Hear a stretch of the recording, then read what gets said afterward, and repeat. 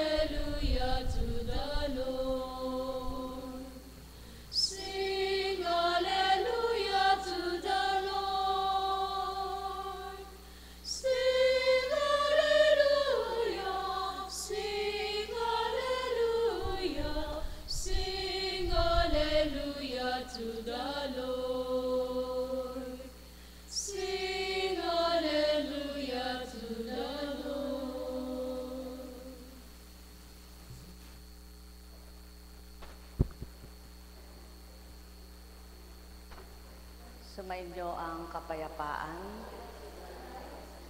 kay buti ng Ama, sadyang kay dakila niya, wagas at tapat ang pag-ibig niya, dakilang walang maliw, tapat kanino man, ang bawat bahagi niya, kung mananamnam lamang, tuwirang ikasisya ng kalooban nino man, kaya't ang may pandinig ay nakarinig.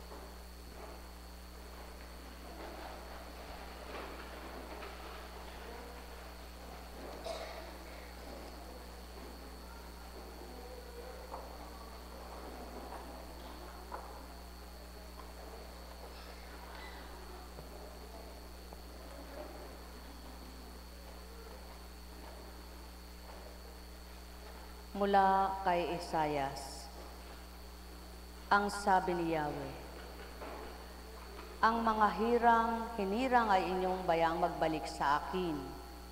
Ang bawat balakid sa daan ay inyong alisin. Ang landas ay inyong gawin at ayusin.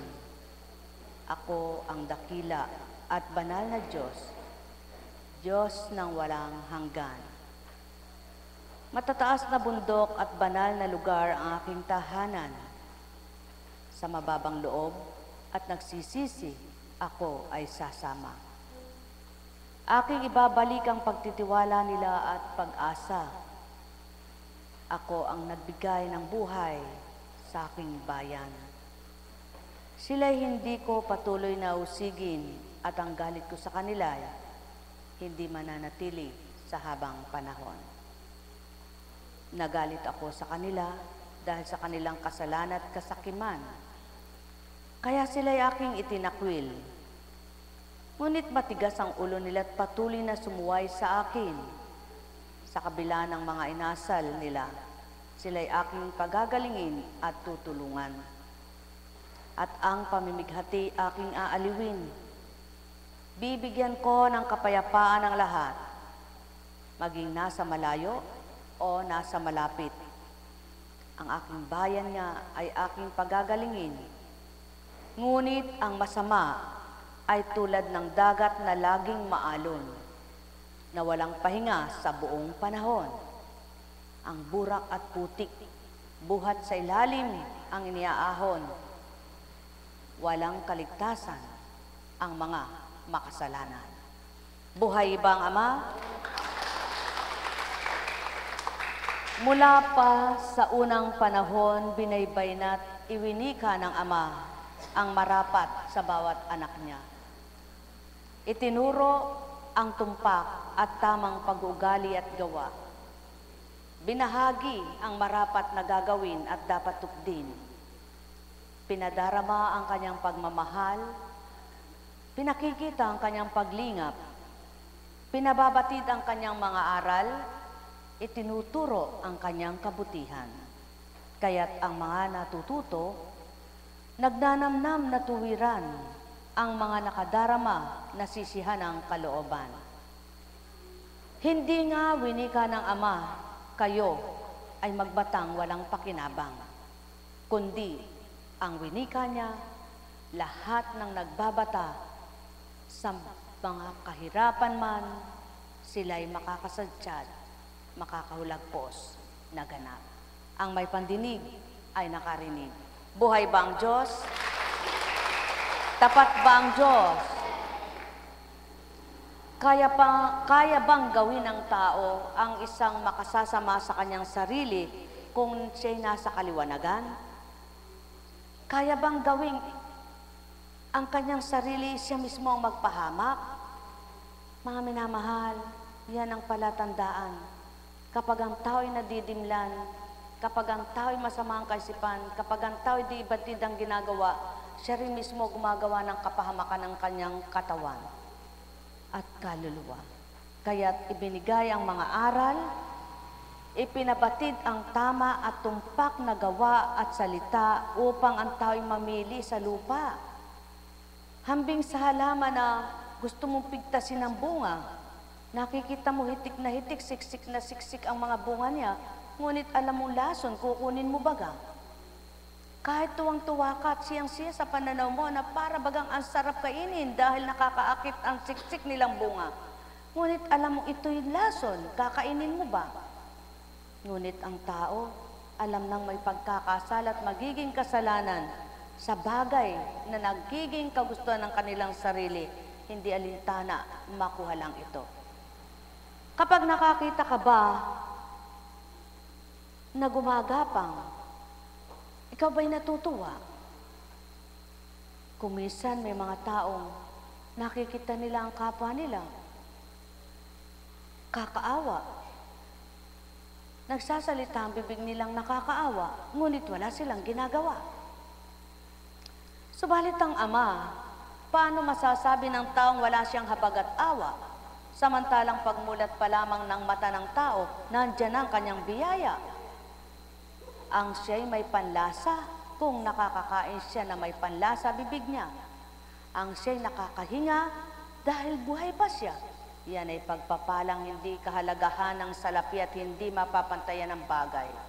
Kaya't kung lahat ng tao ay magtutuon sa kanilang biyaya at pagpapalang pagmulat ng mata, nandoon at hawak na nila, nasa kanila na yaong buhay na pinahiram ng Ama, pahahalagahan, sisikaping maging ganap, maging matwid sa kanyang pananaw. Alalaong baga kahit anong iluto mo, iba't ibang putahe, kapag wala kang panlasa, walang silbi ang bibig mo. Sapagkat hindi mo mananamnam kung anong sarap ng lasa ng pagkain iyan. Ngunit at pasubali, kahit ang tinikman mo'y isang putahe na sarapan ka lang, masisiyahan ka at nakukontento, busog ka na. Buhay ba ang Ama? Kaya yan ang palatandaan na winika ng Ama. Masisiyahan kayo at matututo kapag ako ang pinilit naging kasama nyo. Sa pamamagitan ng kanyang espiritu, tunay na magliliwanag ang sipat damdamin ng tao. Kaya't ang lahat ng kumikilala at nasusunod ang kagustuhan ng Ama, napapakita niya at naisa sa larawan ang kabuti at kadakilaan niya. Kaya't halina mga minamahal ko, magtanto nawa kayo. Lahat ay nagawa ng tao para sa pansarili, para sa katawan. Ngunit ang para sa kaluluwa, walang makagagawa nito maliban ang Ama sa pamamagitan ng Espiritu niya. Kaya't halina mga mahal ko, anuman ang nakayanan niyo at nagawa ninyo bilang tao, huwag ang pagkatao ninyong panaigin ninyo, kundi ipagpasalamat at purihin ang Ama nang dahil may nagawa kayong magiging bahagi ng kapwa-tao. Buhay ba ang Diyos? Tapat ba ang Diyos? Totoo ba ang Diyos? Kapag sinurpresa ka ng kapwa mo, hindi ba't kay saya ng puso mo kung natuwa ka sa binigay niya? Ganyan din ang Ama, mas higit na surpresang kagalak-galak at kalugod-lugod kapag siyang nagbigay ng di naaalam at di namamalayan ng mga anak niya. Kaya halina mga mahal, magtuon kayo ng pansin sa mga mahimala at mahiwagang gawa ng Ama at makikita niyo kung paano ang pagkilos niyang kaiba sa ibabaw ng lupa. Ang may pandinig ay nakarinig. Nekaramaniyahana, nekaramaniyahana, nekaramaniyahana. Buhay ba ang Diyos? Tapat ba ang Diyos? Noong unang panahon, ang mga sako ay Burma. Matitibay. Ang titibay, namamanahon, nalalaban, nilalaban. At habang nagluluwat, parang tumitibay. Ngayon, ang mga sakong plastik ang sisidlan. Kaya pati ang nilalagay at naglalagay, plastik na rin. Buhay ba ang Diyos? Di ba? Nakakasigurado ba kayong lahat ng binibili niyong bigas ay totoo yung nakalagay doon sa label ng sako? Yung nakadesign na napakaganda. Pero ang loob, plastic. Tulad ng sako, plastic. Artificial. Hindi natural. Mga minamahal, ayaw ng Ama na ang panlabas na kanyuan ng tao siya lamang malinis at mabuti, maganda.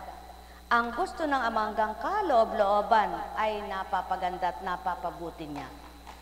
Kaya naman ang mga anak niyang sumusunod sa Kanya, ang mga natututunan nila na nagsisilbing liwanag at bukas diwa sa kanila, ang nais nila ay maisabuhay at ganap nilang maramdaman kung papaano ang dulot na maganda at mabuti sa ginagawa nilang kaiinam mula sa Ama.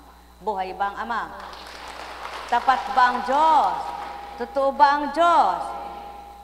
Nung unang panahon, ang mga luto, walang timpla, kaunting betsin.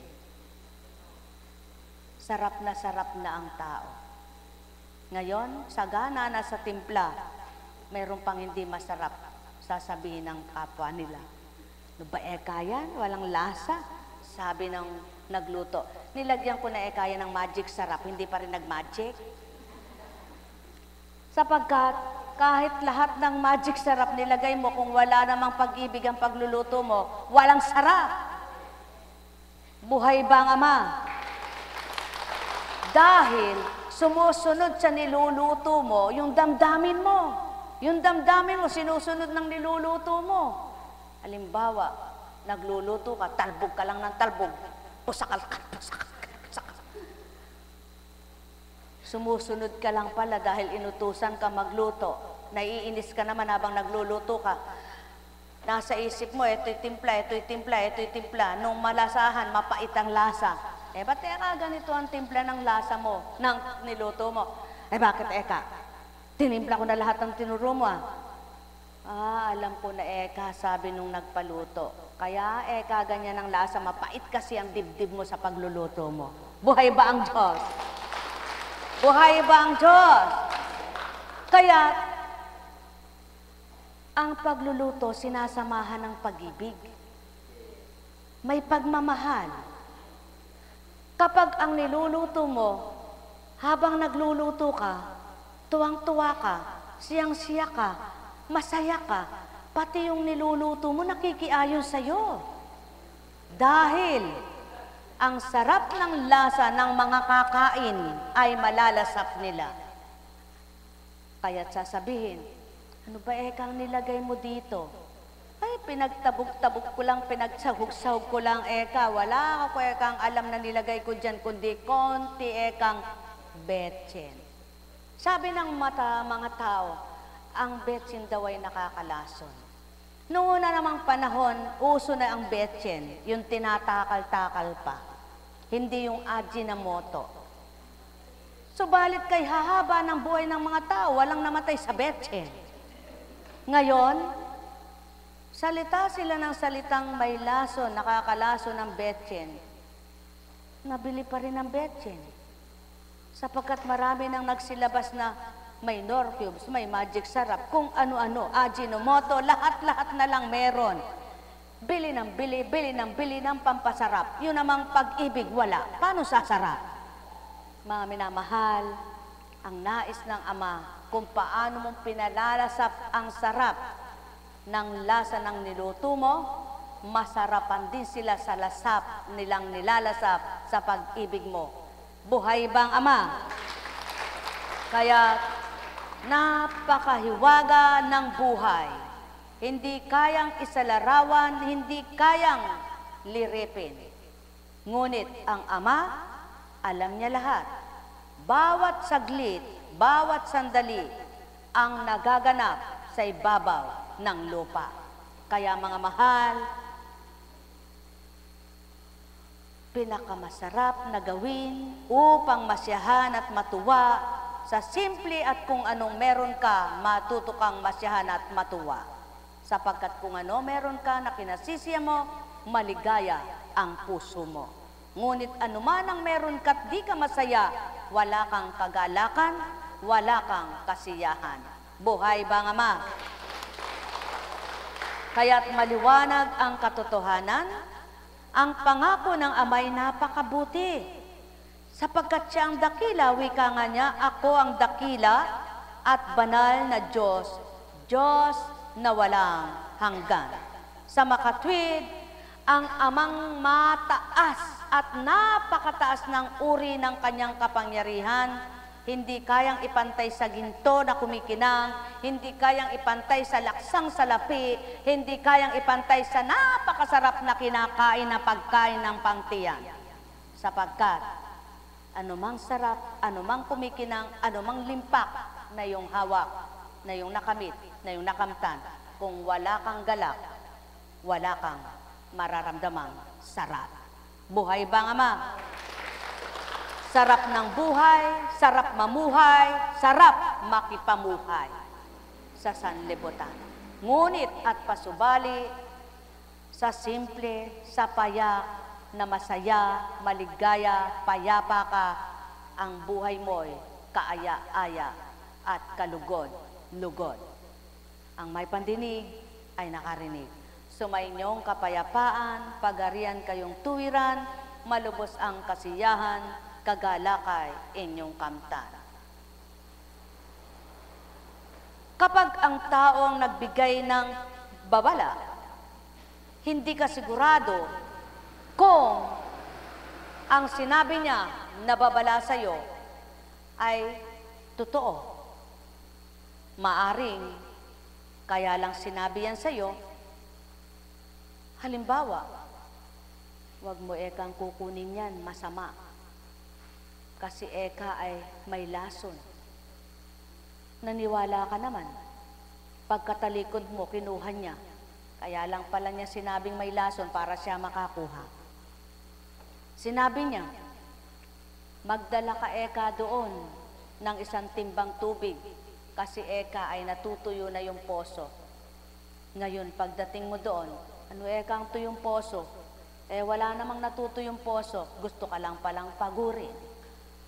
Halimbawa naman, sabi ni Pedro, hindi ka na daw niya mahal. Meron na daw siyang ibang mahal. Kaya kalasan mo na siya. Yun pala naman, hindi totoo. Gusto ka lang niyang ligawan. Iba't iba nga ang salita ng tao na hindi ka sigurado. Subalit ang Ama, siguradong panigurado lahat ng paalala niya at sinasabi niya, para sa'yo, para kanino man, makabubuti, ikabubuti, kung susunod, makikinig at tutok din, lahat mapapabuti. Sapagkat kailanman, hindi niya dadayain, lilinlangin, lolokohin, at ipapahamak ang kanyang mga anak. Sapagkat siya, mapanibughuin man na tuwiran, ngunit at pasubali, hindi naman siya mainggitin. Hindi naman siya magagalitin. Hindi naman siya mapagtanim. Maliban kung sa kabila ng lahat ay ginawa niya na para sa iyo upang hanguin ka at mahango ka, hindi ka nakinig, wala kang pinakinggan kundi sarili mo, doon pakikita naman niya ang labis ay kinakalos at lahat may hangganan. Sapagkat tulad ng buhay, may katapusan. Mga mahal, paalala sa tuwina ng Ama, kung nais niyong magkamal ng salapi, huwag siyang lilimutin, huwag siyang kaliligtaan.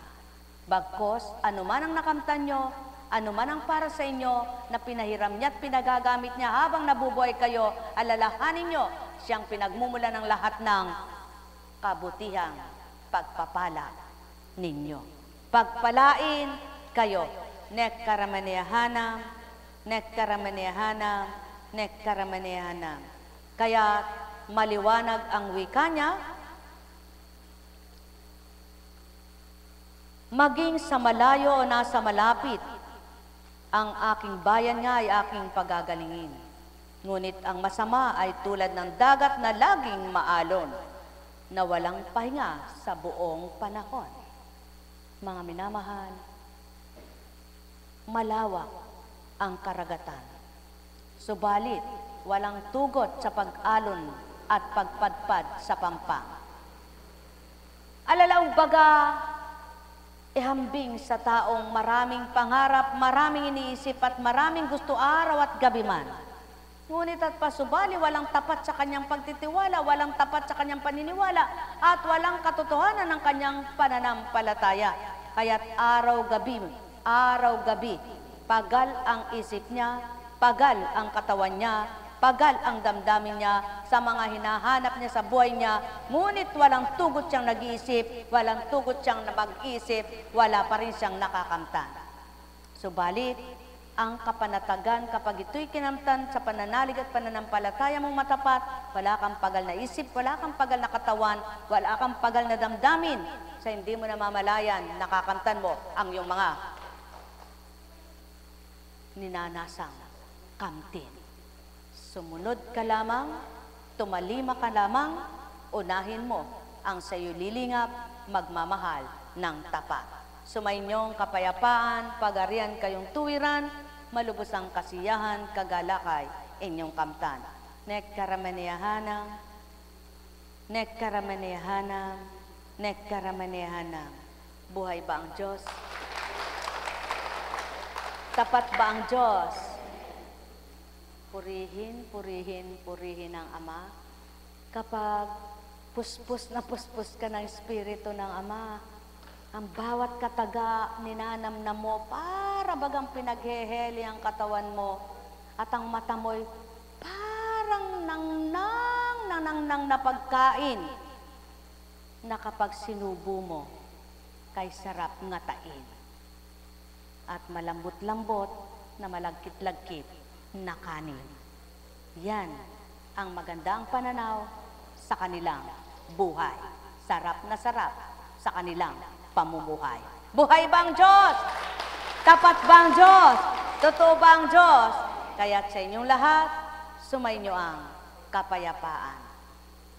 Kapag nagmagaling kang nanahi, wala ka namang kaalaman, umapa ka ng makina, agad diniretso mo, hindi mo alam, isang sandali lang, pati daliri mo, natusok mo.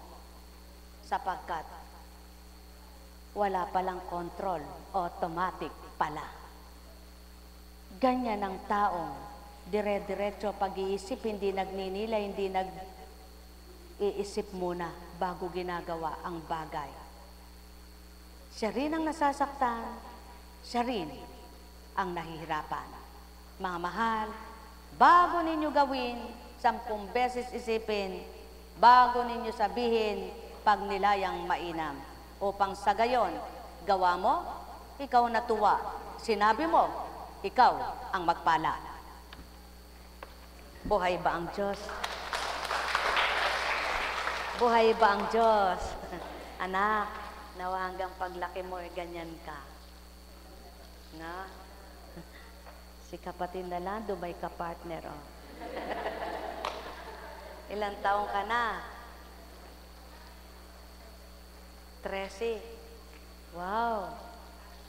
13. Sino kaya si Judas? Anak ko, puspus yan. Namnam na namnam. Si Jello, puspus. Mapuspus nawa kayong lahat. Noong unang paghirang ng mga alagad, mga hinirang sa dambana, hinirang sa iba, kung saan nahirang. Tumayo ka nga, kapatid na Ana. Mayroong hawak ng kamay ni Apo Kunching. Nakaganyan. Sabi naman, sabi ng mga nakakakita, paano iyon? Magpupuri. Meron namang,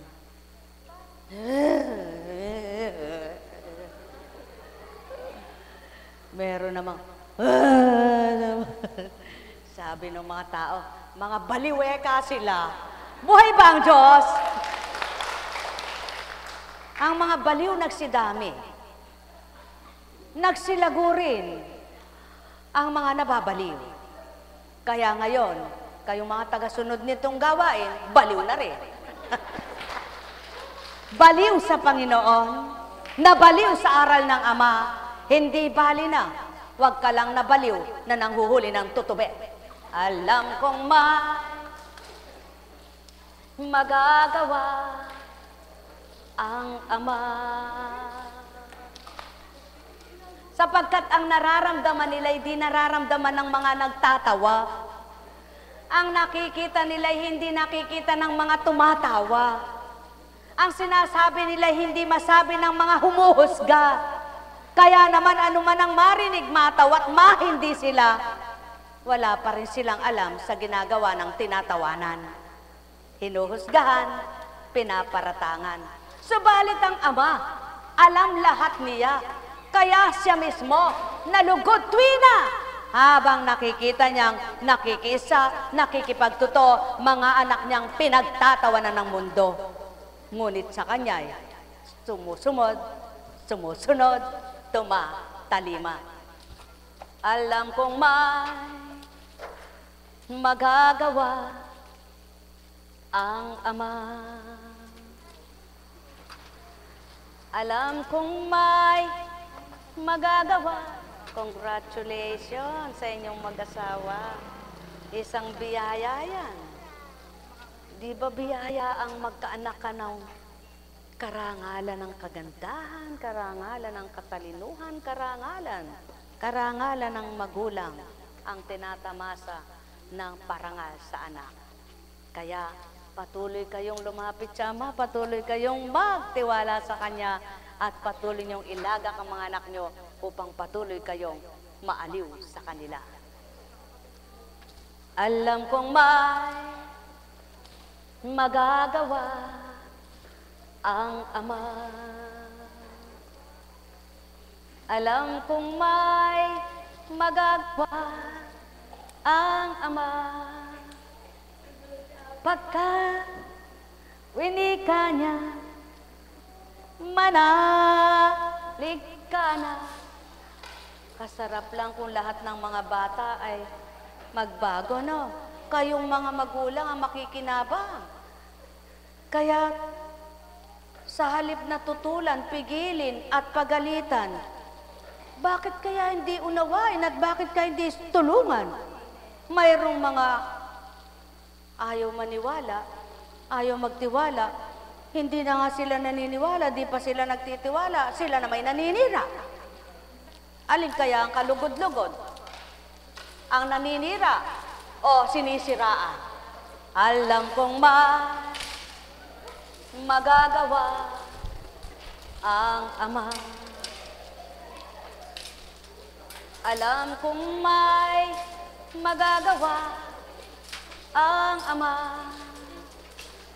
Pagka winika niya, manalig ka na. Bawat araw ako sa inyo naghihintay. Alam kong diringgin kayo ng Ama. Alam kong diringgin kayo ng Ama. Pagka winika niya, manalig ka na. Bawat araw, ako sa inyo may nakalaan. Mayroong magandang mangyayari sa inyo, aking mga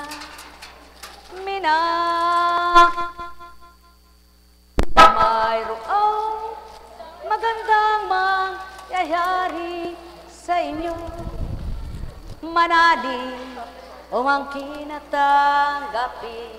Advance happy birthday sa isang lingkod, sa alagad na si kapatid na Edith sa chapter ng Barangka. Bukas birthday. Alam kong may parte-parte magagawa. Parte-parte, parte-parte, parte-parte, parte-parte. Buhay ba ang Diyos? Tapat ba ang Diyos? Ano bang tawag sa tinapay na ito? Pandikoko? Dati hindi ganyan ka lapad, mahaba. Ngayon, tinoble, pinaikse. Ano? Pandi. Sanayan lang yan. Sanay-sanay lang yan. Pag nasanay na yung tiyan mo, sa umaga, wala kang kain, tubig lang. Hindi ka na ginugutom. Hanggat di ka nakakaramdam ng gutom, di ka kakain. Sanay-sanayan lang yan. Sa umaga, kapag alam mo na may kape, magkakape ka, mapagkape ka. Lahat ng sanay-sanayan lang yan. Sanayan lang yan. May takdaring hindi sasanayin at masasanayan tiyan mo. Sapagkat kapag nakaramdam ka na ng sikmura mo, anong nasanay-sanay mo?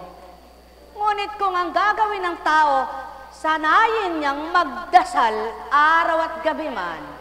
Sanayin niyang pagmulat ng matay, magpasalamat, magpuri sa amang mahal. Sanayin niya kahit anong ginagawa niya ay manalangin siyang walang humpay. Kapag nasanay ka na, magaan mong ginagawa yan. Buhay ba ang Ama? Tapat ba ang Diyos? Kaya, sanay-sanay lang yan. Kapag sanay ka ng mandukot, ayun magaling na mandukot. Madali kang mandukot. Kagaling kang mandukot. Kahit napakagaling mo, mahuhuli ka rin. Subalit, kapag napakagaling mong magpuri sa Ama, mahuli ka man ng espiritu niya at damdamin mo yung makuha niya, masarap naman ang ganti niya. Kaya mga mahal, napakabuti ng Ama, lahat ng sanay-sanayin lang yan. Sa Kanya kayo magtuon at magbigay ng sanayan lamang yan at magaan yung lahat magagawa ang loob niya at kagustuhan upang magaan niyang ibigay ang sa inyo'y pagpapala. Sa pangalan ng Diyos Ama, Diyos Anak, Diyos Espiritu Santo, humayo kayong taglayang galak sa puso nyo, ligayang walang humpay, patuloy na manahan, sa puso nyo'y sumibol, ganap na mabuhay. Liwanag ng pangunawa, malawak na pangunawa, sa inyo ay makapanahan sa isip at diwa upang araw at gabi man ang salitang banalang pagnilayan. Sa gayon, kung inyong sinasanay ang sarili nyo, sanay na sanay ng tupdin gawin ito, kayo rin ang taong masisiyahan sa ginagawa nyo bawat araw at gabing yaon ang biniyasa na ninyong tupdin. Kaya sa inyong lahat, pagpalain kayong ganap. Tayo na, uwi na.